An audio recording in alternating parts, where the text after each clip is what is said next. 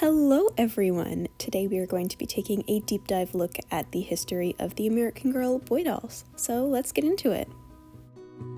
Now, as we all know, prior to 2017 you couldn't buy a boy doll.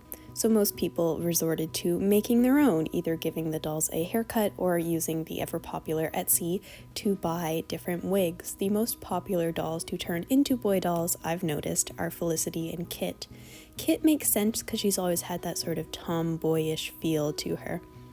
And Felicity, I don't know, I guess people just didn't like Felicity, so she might as well become a boy.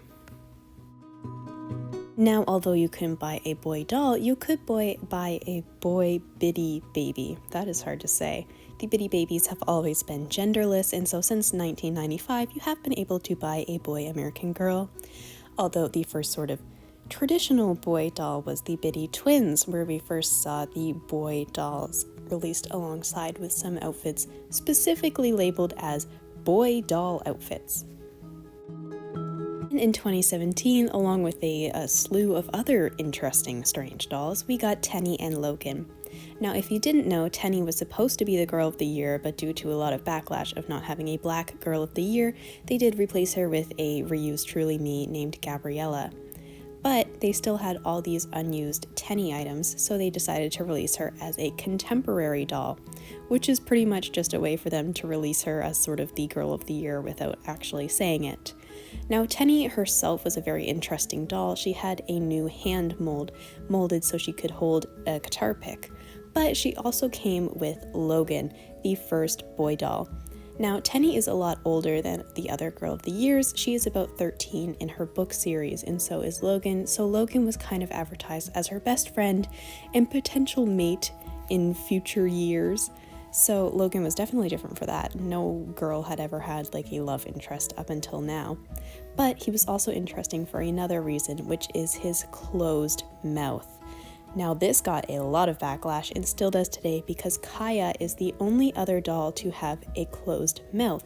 It is because the Nez Perce tribe that she is a part of sees dolls or people with open mouth smiles as showing signs of aggression. So when they consulted the Nez Perce people about creating Kaya, they said that she had to have a closed mouth. And so they did. But why did the boy dolls have a closed mouth? I don't have an answer for this. I don't understand it either. I don't know why they keep doing it either. Maybe if it was just Logan, but no, it's all of them. And it kind of gives people the idea that Kaya's face mold and Native people have more of a boyish look. I'm not saying they do, I'm just saying that that's kind of the vibe they're giving, seeing as that they chose Kaya's mold to make the boy mold. Now, after Logan, shortly after, we did get 4 other boy dolls. We got a modified Josefina mold, we got a modified Jess mold, a modified Classic mold, and a modified Addie mold. Now, seeing all of the hype that American Girl was getting, other brands started to release their own boy dolls, one of the biggest ones being Mapelia, of course, and Our Generation. Both of those doll lines have their boy dolls with closed mouths, but this is not as big of a deal because all of the rest of their dolls also have closed mouths.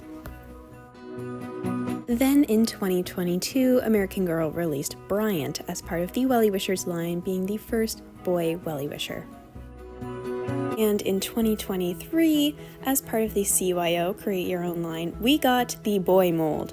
And boy was the internet mad, and they had good reason to be, because it was the first Kaya mold, and it makes sense that they would add the Kaya mold. I mean, it is a popular mold, it is a beautiful face mold, and you could now have custom dolls that are a Kaya mold. Seeing as Kaya is the only doll to have that mold, it would make sense to add more diversity.